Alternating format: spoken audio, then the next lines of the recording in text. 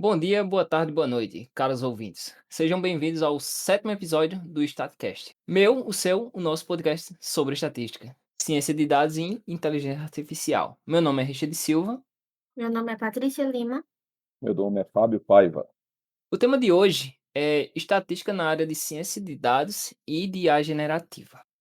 Nosso convidado de hoje é graduado em Estatística pela UEPB e atualmente também cursou o bacharelado em Matemática na UFCG, atuando como engenheiro de IA generativa na DWO. Rodolfo, é uma satisfação imensa recebê-lo aqui hoje. A satisfação é toda minha em estar podendo participar aí do projeto. O que te motivou a escolher o curso de bacharelado em estatística, Rodolfo? É uma história engraçada, porque antes de fazer estatística, eu fazia pedagogia. Só que eu acabei não me identificando na área, né?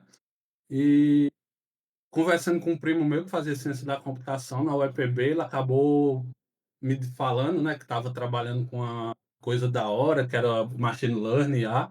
Eu acabei indo pesquisar e vi que me interessei bastante pela área.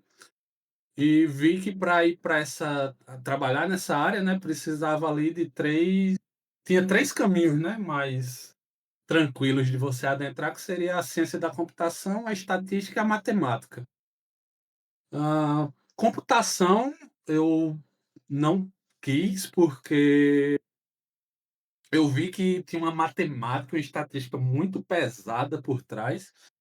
Eu achei que, ainda acho, né, aprender a programar seria mais tranquilo sozinho, de forma autodidata, do que aprender essa parte estatística, matemática, e eu optei por não ir para matemática, porque na UEPB só tem a licenciatura, e eu já estava saindo de uma licenciatura, então acabei optando por entrar na estatística, entrei no curso, me apaixonei e estamos aí.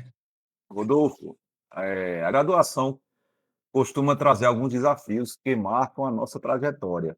Qual foi a dificuldade mais significativa que você enfrentou nesse período e como conseguiu superá-la?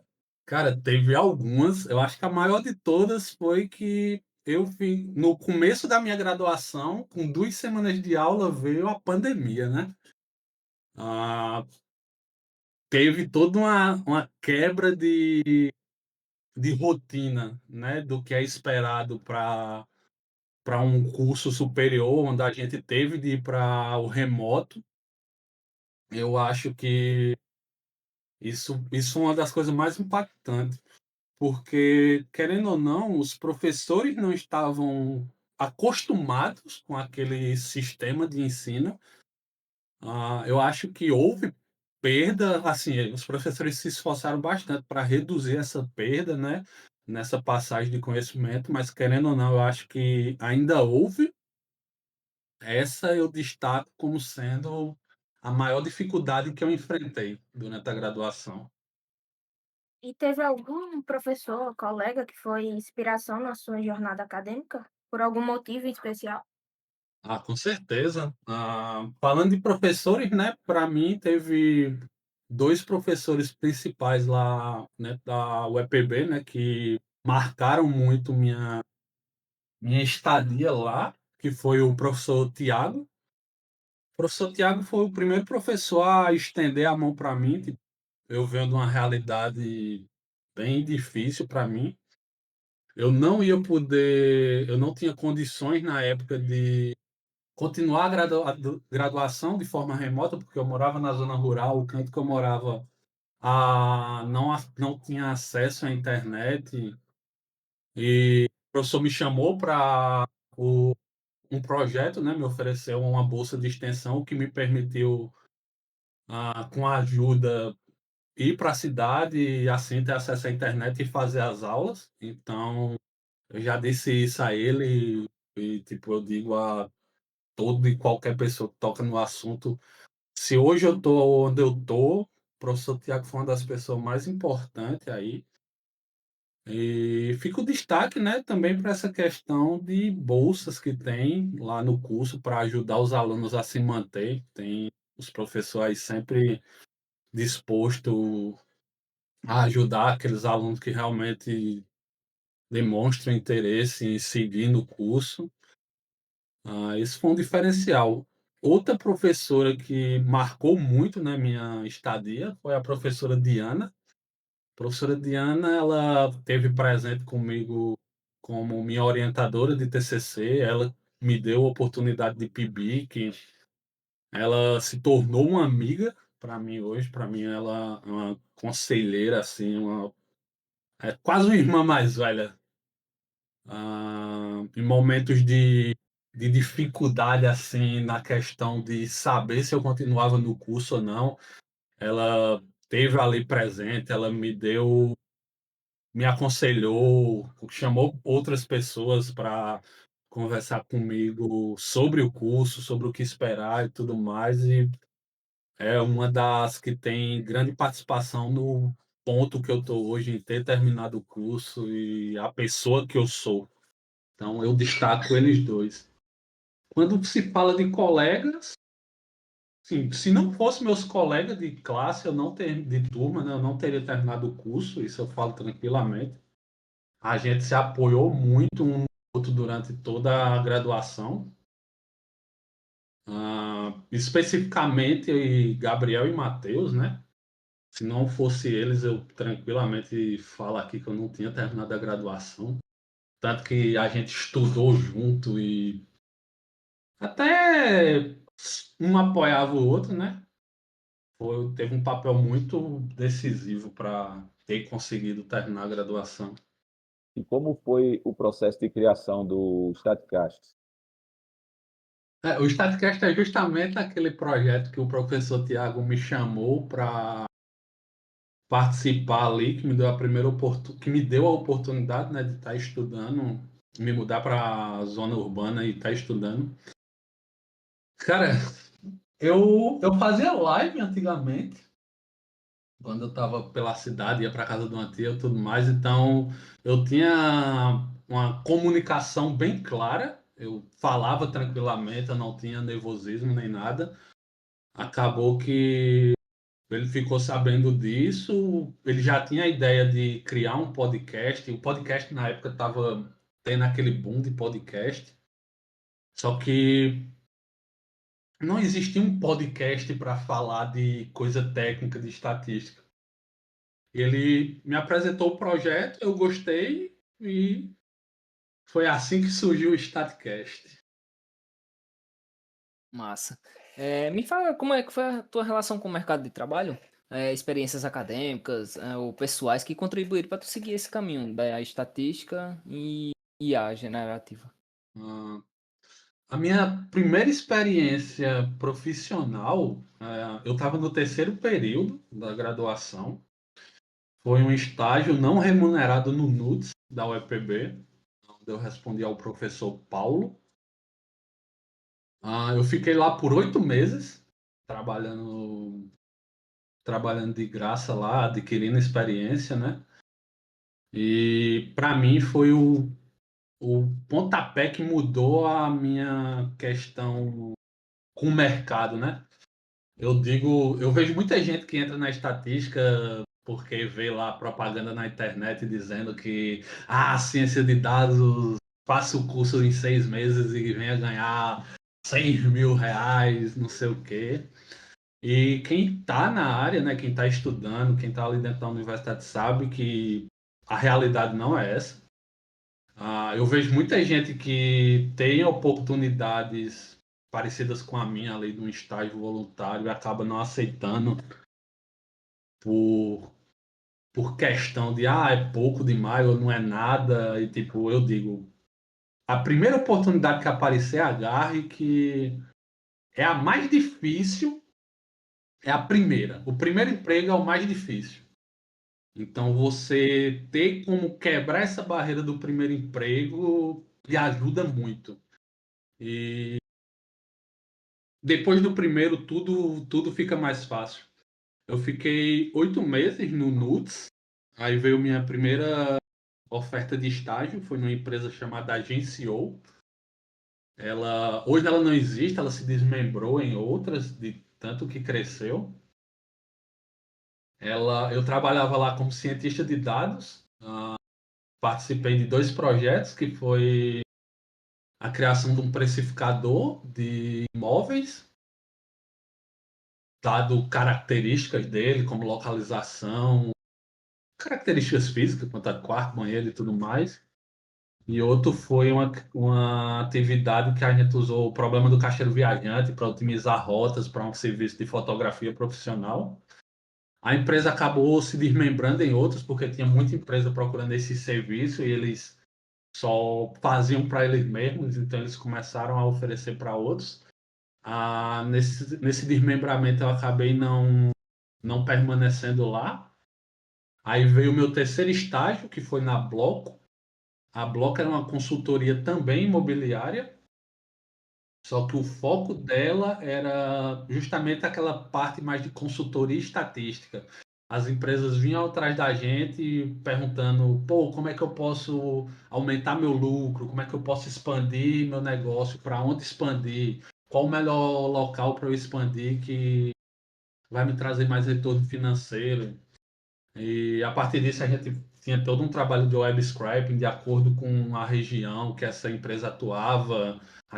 Eu cheguei a atuar com empresas de todo o Brasil, fazia a questão do web scraping, aí vinha toda aquela questão que a gente aprende lá na análise exploratória, né? Estatística descritiva lá. Vem muito daquilo, criação de gráfico, extrair informações desse gráfico, transformar isso em feedback para o cliente, dar esses direcionamentos. A gente atuava nessa questão. Passei um ano lá, recebi oferta para ficar lá, só que acabou que eles queriam presencial. Eu, na época, não estava muito afim de largar a faculdade e me mudar. Acabei declinando. Aí veio a AIF, AIF, o Artificial Intelligence Finance Institute, que estou lá há mais de 2 anos. Lá eu sou pesquisador barra cientista de dados. Eles atuam com o mercado financeiro. É um instituto de pesquisa, literalmente. Os caras estão pesquisando tudo de novo que sai, que seja aplicado no mercado financeiro. Estão produzindo ciência nova, produzindo novas técnicas. A gente trabalha com desde publicação de artigo, a própria questão de investimento ali, oferece cursos e tudo mais nessa área. Só que lá eu não considero muito um trabalho, porque, primeiramente, que no Brasil ser pesquisador não é profissão, né? E segundo, que eu meio que trabalho. Como é que eu posso explicar? Minha atuação. Eu trabalho basicamente, eu faço meu horário lá. Então, eu não tenho todo aquele rigor que tem em trabalhos aqui no Brasil. Então, isso me possibilita, por exemplo, fazer uma segunda graduação, que é o que eu faço, que no emprego normal hoje eu não poderia estar fazendo isso. Terceiro veio a CODE, né? A CODE é um birô de crédito, é um concorrente da Serasa. Lá eu trabalhei justamente com a modelagem financeira de produtos de crédito, de fraude, de débito. Eles desenvolvem sistemas de score e tudo mais. Fiquei 7 meses lá e agora estou na DW também. É uma Lautec, né? Uma empresa que desenvolve produtos tecnológicos para o setor do direito. Hoje eu sou o sênior do time de inteligência artificial e dou orientações aos demais que estão na equipe. É interessante a diversidade de experiências que você teve. E agora, antes de falar mais a fundo sobre o teu trabalho, conta pra gente o que é uma IA generativa. E a generativa é algo bem mais recente, né? O que é que a gente entende como IA, primeiramente, né? IA é basicamente estatística aplicada computacionalmente. basicamente, IA é isso. Só que a IA generativa, ela expandiu esse horizonte a partir de um sistema, um, ela trouxe mais conteúdo da matemática, que é a questão dos modelos de difusão. E ao contrário da IA normal, os modelos estatísticos normais que eles têm ali o intuito de predizer com base no que na base de dados que é passada para eles, a generativa ela consegue criar algo dado algumas características que você passa ali, né, através de um prompt. Prompt é basicamente um texto que você bota ali no GPT com uma pergunta, com algo e ele cria aquela resposta, né? Só que não só para texto, né? Tem para imagem, vídeo, como que nem o VIO3 e muitas outras áreas aí que estão eclodindo desse avanço. Muito boa a sua definição. Mas Rodolfo, qual a diferença entre analista de dados, cientista de dados, engenheiro de dados e engenheiro de IA generativa? E qual destes você considera o melhor para entrar no mercado? Ah, o certo, né? Não é o que acontece a maior parte das vezes, depende muito da estrutura da empresa, do tamanho da empresa. Eles compõem toda uma área de IA, né? O analista de dados é focado justamente naquela questão da análise descritiva. É o cara que vai pegar uma base de dados e vai extrair, vai criar gráficos, extrair informações, organizar visualmente a informação que está contida naqueles dados. O engenheiro de dados é o cara que vai receber esses dados, estruturar eles para serem consumidos pelo analista, pelo cientista, e vai se preocupar com essa questão de como disponibilizar esses dados para eles serem consumidos. É o cara que lida ali muito com a questão de banco de dados, seja ele físico, nuvem, pipelines de disponibilização de dados. O cientista de dados já é o cara que faz a modelagem, né? Dados os padrões encontrados nos dados pelo analista, ele vai ser o cara que vai definir, dado qual é o problema que quer ser resolvido, que tipo de modelo usar, vai construir esse modelo, vai avaliar o desempenho desse modelo, né? Que vem muito mais para tudo aquilo que o estatístico aprende nos anos finais ali da graduação, quando já pagou as disciplinas de matemática e tudo mais, modelos de regressão, modelos de árvore, embedding e tudo mais. O engenheiro de IA generativa, ou eu vou adicionar até outro, tem o engenheiro de machine learning e o engenheiro de IA generativa, eles atuam bem parecido. O engenheiro de machine learning é o cara que pega esse modelo criado pelo cientista de dados e ele vai construir a estrutura para outras pessoas utilizarem aquele modelo. Ele é o cara que cria API, que disponibiliza de forma online. É o cara que bota em produção o modelo criado pelo cientista. O engenheiro de IA generativa, ele faz a mesma coisa, só que enquanto o cientista de dados cria o modelo de IA padrão, né, que a gente tem, ele vai também criar o modelo de IA generativa, aí vem questão de LLM, prompt, RAG e agentes que está tendo esse boom hoje em dia. E vai ter essa parte também de fazer a disponibilização para alguém consumir eles, né? O público utilizar. E na questão de qual deles é o melhor para entrar no mercado, eu sempre falei, eu continuo defendendo. Para mim, o estatístico tem que procurar ali as vagas de analista de dados. Porque, querendo ou não, apesar de você pagar uma disciplina ali, uma disciplina é muito pouco para o que é cobrado no mundo real, na hora do vamos ver.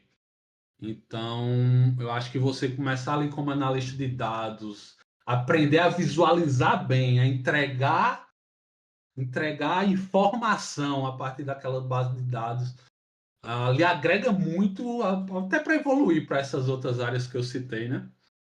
E é disparado a que eu mais vejo vagas hoje em dia. Porque todo mundo que vai começar a trabalhar, toda empresa que está estruturando o seu setor de dados, o primeiro que ele contrata é o analista de dados, porque sem análise o estatístico não trabalha, o engenheiro não trabalha. Massa, cara. Mas conta pra gente, o que despertou essa curiosidade de mergulhar na área de ciência de dados e mais recentemente nessa área de IA generativa?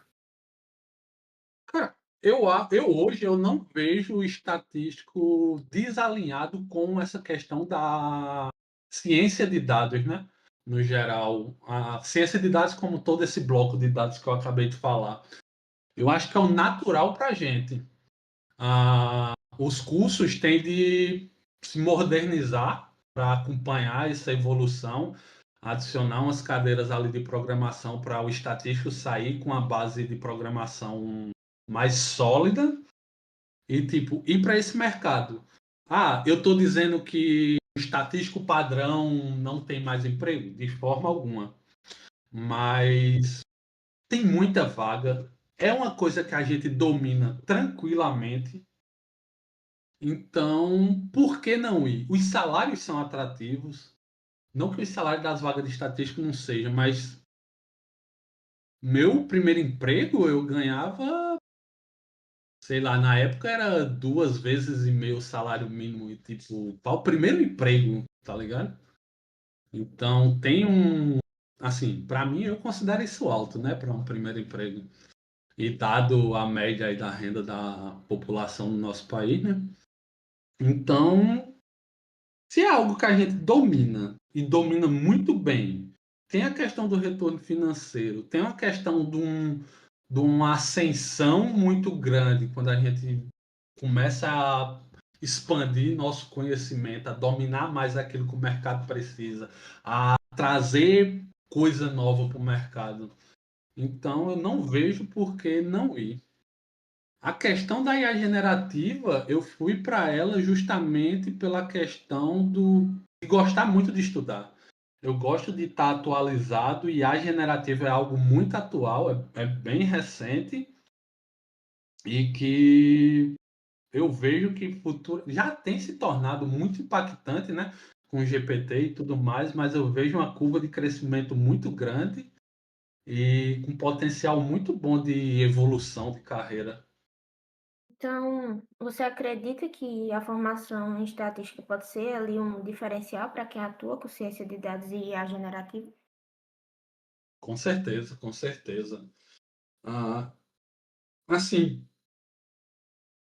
os dois caminhos principais hoje é a ciência da computação e a estatística. Só que eu acho que a ciência da computação sofreu muito nos últimos anos por questão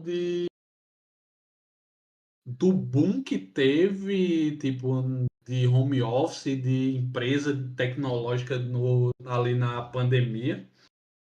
Com o pronunciamento de autoridades, que nem o Barack Obama, que disse: aprendam a programar, a programação é o futuro. Realmente, todo mundo tem a aprender a programar, mas não necessariamente você vai estar atuando ali como desenvolvedor, né? E até o próprio Fábio Akita, né? Ele foi no podcast Inteligência Limitada e falou sobre isso. Surgiu tanto cursinho, tanto bootcamp, tanta Unisquina com cursos com programação e computação que eles sofreram muito com isso. Tem muito desenvolvedor, entre aspas, no mercado que não tem uma base formal ali, uma base acadêmica mesmo, uma base teórica do que está acontecendo. Isso é ruim? Não, depende muito de em que área você vai atuar. Cara, se você vai ser desenvolvedor front-end, vai desenvolver site, ter uma base acadêmica forte, tipo, não vai ser uma coisa que vai ser um diferencial na sua vida. Agora, para a área de dados, é um diferencial. Você saber o que está acontecendo por trás do modelo que você está construindo é um diferencial. No meu emprego, em alguns dos meus empregos, na verdade, nenhum eu trabalhei com estatísticos. A maior parte eu trabalho com cientista da computação. Teve um caso recente que eu posso destacar, que foi a criação de um modelo que, para avaliar o desempenho do modelo, a pessoa, né, cientista de dados, pegou uma amostra de 10 linhas de dado ali, o modelo classificou as 10 certas e a pessoa veio dizer que o modelo tinha 100% de acurácia. E, tipo, eu me recontorci ali na hora, né? Só que aí, tipo, vem meu papel como estatístico, né? Difundir a cultura de dados, explicar para o pessoal. Aí eu cheguei e expliquei. Ó, essa amostragem não. Você não pode afirmar com uma amostragem desse tamanho que a acurácia do modelo é essa, porque existe toda uma teoria da amostragem para determinar o tamanho ideal da amostra, o tamanho mínimo ali, que você vai conseguir inferir com uma certa porcentagem que aquele é o resultado extrapolável para o todo, né? E tipo, isso acontece bastante. Tô dizendo que para a área de dados o estatístico é melhor que o cientista da computação? Não. A gente, querendo ou não, a nossa formação é muito mais voltada para isso. Só que, do mesmo jeito que eles perdem nessa questão teórica de saber, por exemplo, de uma amostragem, como foi esse caso, a gente vai perder na questão da programação. Então, entra muito aí a questão dos times interdisciplinares. Ter o estatístico ali, ter o cientista da computação, eles trabalhar ali em paralelo, um auxiliando o outro, para mim é o ideal. Vai ter. Eu conheço cientistas da computação que os caras são foda, foda. Que eu aprendo com eles, não o contrário. Do mesmo jeito que vai ter estatístico que poderia cometer talvez até alguma coisa desse tipo. Então, a estatística dá uma base extremamente sólida, só que para o mercado você tem de aprender essa questão da programação. E pelo lado da computação, tipo, eles têm essa base da programação muito sólida, só que eles têm de aprender essa questão teórica também da parte da gente. Rodolfo, e quais os principais softwares que você utiliza? Tem alguma preferência? Não, assim, não, essa parte não sou nem eu que digo, existem aí pesquisas. Python é a linguagem. Python é. Se você quer ir para o mercado, na área de dados, o Python é o caminho. Pode ser que tenha uma galera aí, uns professores aí, defensor do R, que ache ruim essa minha fala, mas é a realidade. O mercado é dominado pelo Python. A comunidade do Python é muito ativa e está sempre construindo coisas novas em cima. Essa questão de LLM, questão de VLM, tipo, tudo isso é implementado já no Python. A galera cria algo novo, ele já automaticamente implementa isso. E tem muita questão dos aplicativos de gerenciamento, assim, por exemplo, a AWS. A AWS você consegue desenvolver todo um produto dentro dela, gerir dado, gerir modelo, gerir disponibilização, aprender. Tem ferramentas de visualização de dados hoje muito potentes, enquanto muita gente está aí se apegando ao Excel. Estou dizendo que o Excel é ruim? Não. Estou dizendo que quando a gente vai trabalhar com massas de dados do tamanho que a gente trabalha hoje eu trabalho com massas de dados de milhões de linhas, tal, dezenas de milhões, centenas de milhões. O Excel tem seu limite ali. Existem ferramentas aí como Power BI, por exemplo, que você tem a opção ali de linkar direto no banco de dados, extraindo essas informações. Tem uma formação sólida em SQL, por exemplo, eu recomendo muito. Quando você vai para o empresarial, é uma ferramenta que você usa ali diariamente, o SQL. Ah, eu acho que é mais essas, assim, quando você está entrando a nível inicial, você dominar um SQLzão da vida, uma ferramenta de visualização, a disciplina ali de descritiva, você já consegue entrar no mercado como analista tranquilamente, arrumar um estágio ali, entrar ali numa vaga de júnior, talvez estudar um pouco de KPIs e tudo mais, mas a graduação em estatística já dá uma base bem sólida para isso.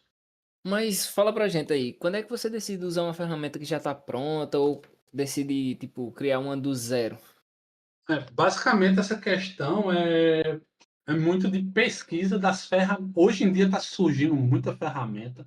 À torta e à direita tem uma empresa surgindo nova aí, bombando com uma ferramenta nova, exemplo, a OpenAI. E tipo, cara, é muito aquilo. Pesquisa, qual é seu problema? Primeiramente, entender seu problema. Segundo, quais as ferramentas que atendem aquele problema. E beleza, ela atende por completo o seu problema? Por exemplo, tem muita ferramenta no code hoje. Só que o que é que essas ferramentas têm de déficit, né? É justamente a questão de a edição delas, né? Tipo, toda a customização é muito travada. Então, o que tem no mercado dá, serve para você fazer bem feito seu trabalho? Então, usa o que tem pronto. Vai muita questão de preço também e tudo mais, mas tá dentro do orçamento da empresa, dentro do seu orçamento, resolve o seu problema? Usa a pronta. Agora, não, eu preciso de uma customização bem mais específica. Aí você tem que partir para sua criar sua ferramenta, né? Prompts específicos falando de LLM, tipo, tem muita coisa que já está pronta hoje. Por exemplo, existe uma ferramenta que está se popularizando muito, que é o N8N, que você constrói aplicativos de IA generativa muito fácil. Só que você perde muito nessa questão de customização. Se você precisar de uma customização específica para um cliente, ele não lhe permite. Então, o jeito é você construir seu programa ali de IA generativa e isso vai lhe permitir ali através do Python, codando mesmo, dá essa customização que o seu cliente precisa. Como você enxerga o impacto da inteligência artificial no mercado de trabalho, especialmente para jovens profissionais em início de carreira? Ah, acho que foi o Fábio Akita que falou sobre isso também. Não vou dar 100% de certeza. Teve muita questão de layoff ali pós-pandemia e a galera atribuiu muito a questão de IA. E o bicho fala que ele é uma pessoa muito influente na área. Quem não conhecer, pesquisar aí Fábio Akita, Akita. E ele foi falar com alguns líderes de empresa e perguntando se a galera na média que estava sendo demitida ali era por conta de IA. E a maior parte dos caras disse que não. Os líderes, né? Eles disseram que não é por causa de IA. É justamente por questão muito de seu nível de conhecimento. Assim, para níveis iniciais, a IA vai ser impactante, talvez já tenha até começado um pouco a ser. Eu não acho hoje que ela tira seu emprego. Eu acho que hoje ela não tira o emprego. Eu dei umas pesquisadas em vaga, né, antes de vir para cá. Eu estou vendo muita vaga para júnior ainda. Então, eu não acho que hoje a IA impacta nessa questão de entrar no mercado. No futuro, com certeza vai impactar principalmente a questão do júnior ali, mas eu acho que se você aprende a usar ela de forma benéfica, se você aprende a otimizar seu tempo, seu trabalho, sua produção, sua entrega, com ela, eu acho que você hoje não fica sem emprego. Agora, se você é o cara que não sabe fazer as coisas, chega ali, joga no GPT pedindo o código para fazer tal atividade, o GPT joga, deu um bug, você não sabe o que é o bug, por que tá dando bug, aí eu tenho uma notícia ruim para você. Você vai ter de estudar um bocado. É aquilo, usar IA como aliado, não como escora. Isso é um ponto muito importante, né? Porque muita gente usa principalmente o ChatGPT e acha que já entende de IA. Mas na prática, assim, qual a diferença entre usar e construir um modelo desses? Basicamente, vai muito do que eu acabei de falar, de tipo, o quão confortável você se sente para, se o código gerado pela IA der um bug, você resolver. Tipo, você entende realmente o que você está fazendo? Porque, boy, se seu trabalho, você manda a mensagem ali no GPT, pega o código que ele gera e entrega lá para a empresa, você vai ser automatizado por um IA. Tipo, isso é evidente. Agora, se você sabe o que você está fazendo, você sabe o que está pedindo, se a IA gera algo errado e você consegue identificar mesmo até antes de executar, aí beleza. Por exemplo, no meu trabalho hoje, eu não perco tempo criando, codando, literalmente digitando código para criar um gráfico. Eu sei o gráfico que eu preciso usar, eu sei a estrutura dos meus dados, eu sei qual é o gráfico que eu devo usar, que vai me gerar mais informação de acordo com aqueles dados. Eu peço para IA gráfico. Agora, a diferença é justamente essa. Eu sei o que eu estou pedindo. Se a IA gerar algo, o retorno for diferente do que eu pedi, eu sei identificar. Se o código vier com um bug, eu sei corrigir. Então, essa parte é mais difícil de ser automatizada. Afinal, ela vem para atuar como auxílio, né? Exatamente. É aquilo. Você tem de usar ela como ferramenta, não ser a ferramenta dela. Se apoiar no conhecimento que ela vai lhe passar ali, com a base que e vai trabalhar em cima daquilo, não é isso? Exato, exato. Usar ela como aliada, não ser dependente dela. Mudando um pouco do assunto, como é que você vê o mercado de trabalho internacional e o nacional? Quais as diferenças que você acha que tem? Como eu falei antes, né, eu estou há 2 anos na Artificial Intelligence Finance Institute, que é sediada em Nova York. E, cara, é gritante a diferença. Em vários aspectos, né? Primeiro que, como a empresa é sediada nos Estados Unidos, eu não diria sofrer, eu sinto falta um pouco de questão de algumas leis trabalhistas, né? Mas tem muita questão da flexibilidade. Eu acho que, por exemplo, minha bolsa que eu recebo da pesquisa é de acordo com a minha produção. Se eu tô ali junto com o pessoal produzindo, sei lá, 20 horas por semana, eu recebo, minha bolsa vem proporcional àquilo. Se eu produzo, beleza, eu só quero trabalhar, pesquisar ali 3 horas por dia. Então, beleza. Mas eu vou receber proporcional a isso. Agora, se eu meus estudos estão avançando bem. Eu quero despender mais tempo diariamente. Eu quero fazer 10 horas diárias porque estou produzindo algo muito bom que, se a gente publicar muito rápido, vai ter um impacto muito grande. Eu recebo proporcional. Eu vejo isso. E essa questão da flexibilização de horário. Querendo ou não, o home office ajudou nisso aqui no Brasil. Tem a questão do PJ que você pode atuar como ele, que lhe dá isso. Mas a questão do CLT, você não ter um pouco de flexibilidade, eu acho que é muito, que atrapalha muito. Para mim é isso. Para mim, a principal diferença é essa questão de flexibilidade. Estou dizendo que todo emprego na gringa vai ser 100% flexível como o meu é? Não. Mas a probabilidade de ser é bem maior do que um emprego aqui no Brasil. E a estatística vem sempre te ajudando, né, a superar esses desafios? E inglês é um diferencial, não é, Rodolfo? Saber inglês, Não, com certeza, se você. Assim, é o conselho que eu dou a todo mundo é mira emprego, principalmente com o home office, mira emprego na gringa. Você vai receber muito mais mesmo. Só que, só que é aquilo, você precisa saber se comunicar, né? Se você não sabe falar a língua dos caras, os caras não vão lhe contratar. O inglês é um diferencial, principalmente dentro de pesquisa também, toda a escrita da ciência a altíssimo nível é em inglês, né?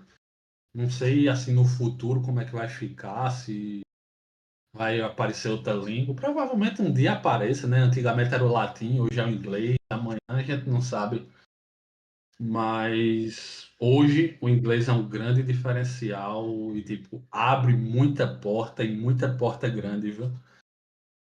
para o mercado de trabalho deve ser sua segunda língua materna, não é isso? Com certeza, com certeza. Até academicamente, né? Se você decide, se você faz a graduação em estatística e decide ir para a carreira acadêmica, cara, os grandes artigos estão em inglês. Assim, estou dizendo que não tem artigo bom em outras línguas? Não. É porque é uma língua adotada, aceita mais assim para publicação no âmbito acadêmico, né? Então, abre muitas portas academicamente também para você. Você tem o inglês, fazer um trabalho bom, pode abrir uma porta para um mestrado nos Estados Unidos ou em outro país, ali na Europa, por exemplo, China e por aí vai. Então, acho que mercadologicamente e academicamente é um diferencial muito grande e muito bom. Rodolfo, quais seus projetos mais desafiadores no mercado? Cara, teve tanto. ah,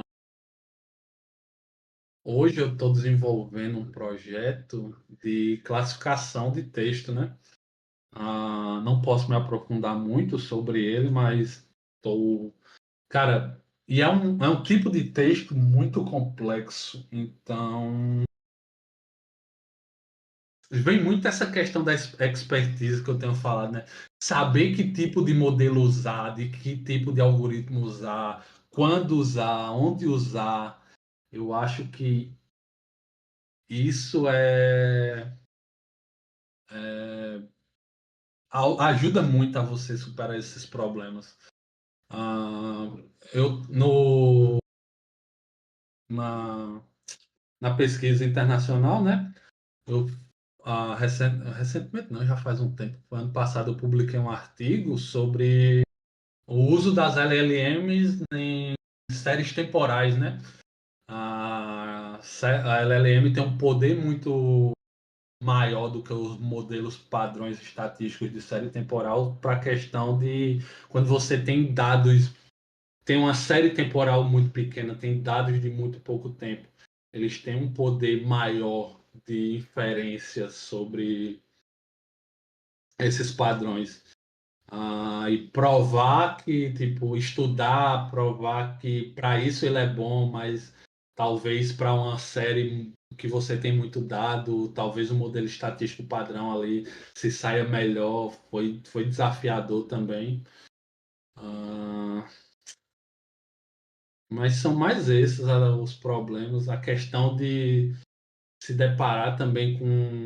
Querendo ou não, a estatística é uma área que lhe permite atuar em muitas áreas. Eu, por exemplo, passei pelo imobiliário, por consultoria, estou na área do direito, estou na área financeira. Então, você tem de se adequar, você tem de ter uma base sólida, mas também ter uma maleabilidade de aprender coisa nova, ter gosto por estudar, porque quando chega coisa nova, tipo, o povo quer tudo para ontem e você tem que se virar. Se não se não fosse meu conhecimento de séries temporais que eu adquiri na disciplina de na análise de séries temporais, né? Eu não teria conseguido extrair informação sobre o LLM, o uso de LLM para séries, para séries temporais, problemas que eu tive durante essa classificação de textos, que eu tive de o pessoal queria usar coisa robusta demais que não estava apresentando efeito, e eu dizer, ó, vocês estão querendo usar bazuca para matar mosca e tá errando a mosca ainda. Vamos descer aqui um pouco o nível, vamos pegar um modelo mais simples matematicamente falando, estatisticamente falando, mas que quando você agrupa eles com outros modelos, quando você gera uma estrutura com eles, eles começam a trabalhar muito eficientemente junto. Então, se não fosse minha base estatística, eu não teria conseguido contornar esses problemas. E qual a diferença? Aí vem uma pergunta interessante, viu? Qual a diferença da estatística da UEPB, o FCG e o FPB? Eu tenho contato, hoje eu tenho muito contato por estar na UFCG frequentemente, eu sempre que posso, eu estou indo lá no departamento de estatística, tenho professores amigos lá, a professora Michele de lá esteve na minha banca, né? Eu tenho um apreço muito grande pelos profissionais de lá. A UFPB também eu já tive a oportunidade de ir no departamento conhecer professores, sou amigos de alunos de lá, ex-alunos. A principal diferença para mim é que a estatística da UEPB ela é aplicada, ela é bem mais aplicada que a da UFCG e da UFPB. Então, é aquilo. Se você, eu quero fazer estatística para ir para o mercado rápido, porque minha situação financeira não é boa, eu quero ganhar dinheiro de forma mais rápida e tudo mais, eu indico a UEPB, né? Agora, se você tá ali, já entra ciente, não, eu quero trilhar uma carreira acadêmica, ser professor me interessa, até também, não só academicamente, mas até em outros concursos, como Marinha e tudo mais, a UFPB e a UFCG, né, vão ter esse background teórico muito mais forte, então aconselho aí para elas, né?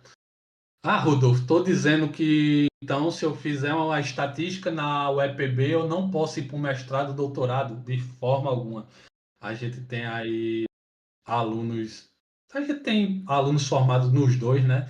Tem, por exemplo, eu, Amaury, Lucas no mercado, tem Gabriel, Matheus, Gilber, Ramon aí no mestrado, tanto na UFPE como na UFLA. Universidades assim de alto nome, né, academicamente.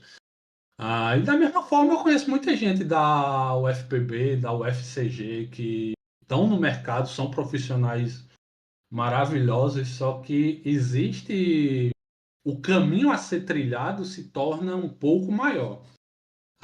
Quem sai da UEPB e vai para o mestrado para essas universidades de ponta, vai ter de dar uma reforçada ali na sua teoria, né? Estudar um pouquinho mais, lembrar alguns conceitos, se aprofundar em outros. Da mesma forma que quem sai, eu escuto relatos, né? Isso não estou tirando do vento.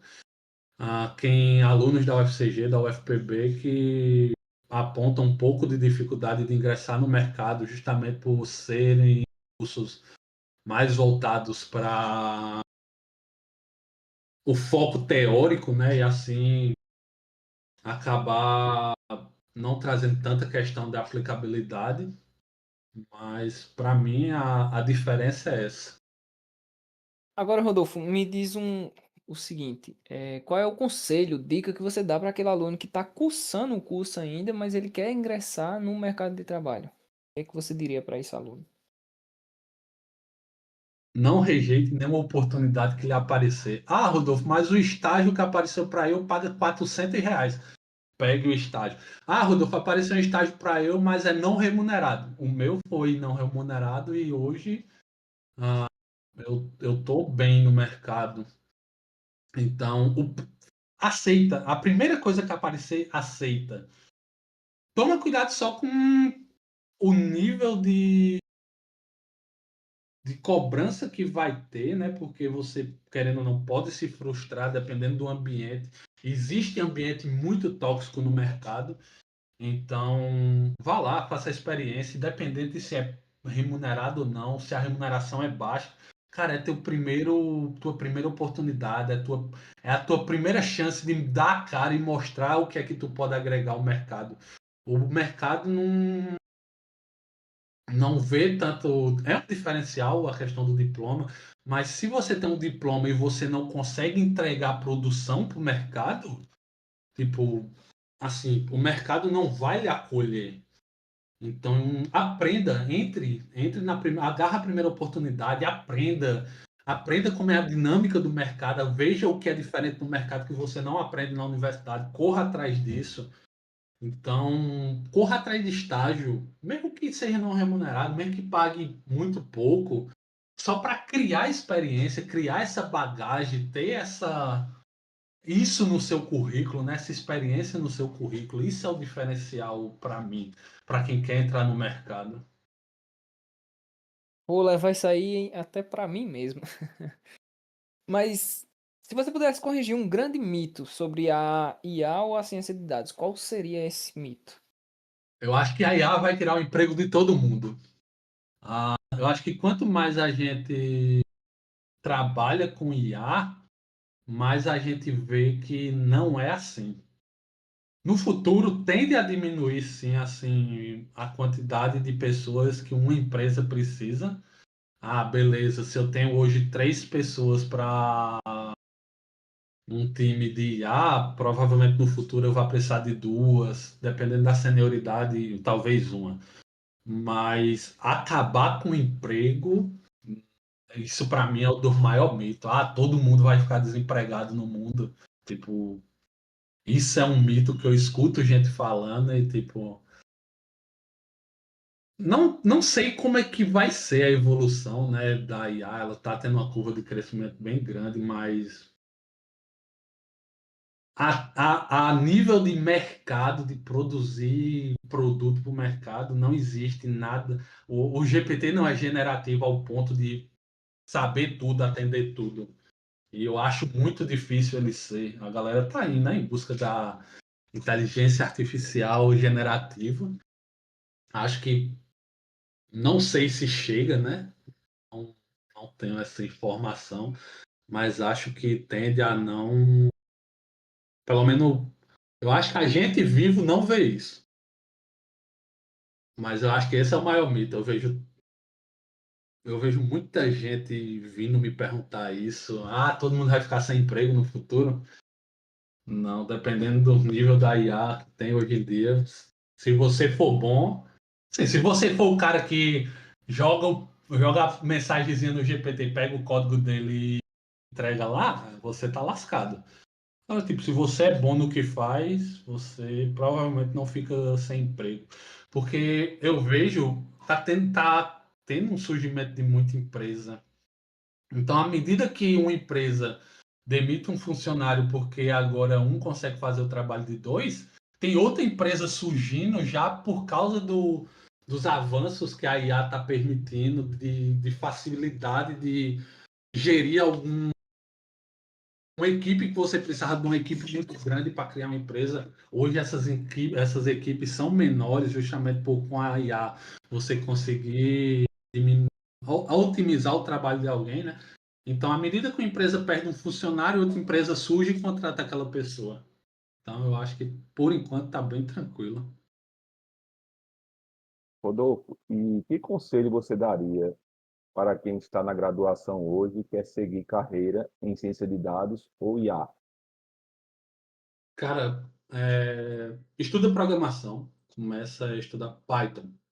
Cara, eu acho que é aqui que os estatísticos, a galera da academia joga cadeira nele, eu desligo para o podcast. O R é usado em ambiente acadêmico, cara. Vai pro Python, o mercado é Python, Python serve para muita coisa. Eu já falei, a comunidade é muito ativa. Uma coisa que surge hoje, amanhã já vai ter gente implementando no Python. É uma comunidade muito ativa. Foca no Python, cria uma base sólida de Python. SQL, estuda banco de dados, aprende a fazer query, aprenda a fazer select, aprenda a fazer group by, aprende SQL, cara. E não se conforma com o que tu vê na graduação. Nenhuma graduação consegue acompanhar o mercado. Tipo, ia ter que estar mudando o PPC do curso todo ano, todo semestre. Tipo, é inviável. Então, procura. Tipo, tem gente na internet hoje que faz esse levantamento de qual é a ferramenta que está aí tendo mais requisição. Procura saber qual é, procura estudar elas, procura se atualizar, cara. Peixe parado, a água leva. Então é isso. Desde já queremos te agradecer, Rodolfo, por ter aceitado o nosso convite, você que esteve presente no início do StatCast, hoje está aqui como convidado. Se quiser acrescentar mais alguma coisa? É uma satisfação muito grande ver o projeto continuando, né? Eu que já tive aí no papel de vocês, digo que o StatCast foi um diferencial muito grande na minha vida, não só por ter sido o projeto que me permitiu continuar estudando, mas como o networking que eu fiz com gente muito foda. E, cara, assim, desejo muita sorte para vocês na continuação do projeto.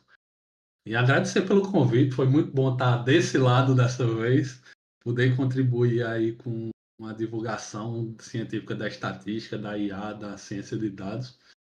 E boa sorte aí nos próximos episódios para vocês. Muito obrigado, Rodolfo, pela participação. Foi uma conversa bastante produtiva, cara. Obrigado, Rodolfo. Foram muito esclarecedores suas abordagens aí. Muito obrigado. Queremos também agradecer ao professor Silvio, coordenador atual do projeto. Agradecer também aos meus colegas de equipe, Richard e Fábio. Eu agradeço a participação de todos, até os caros ouvintes. E que venham os próximos episódios. Vai ser uma experiência bastante produtiva, se Deus quiser.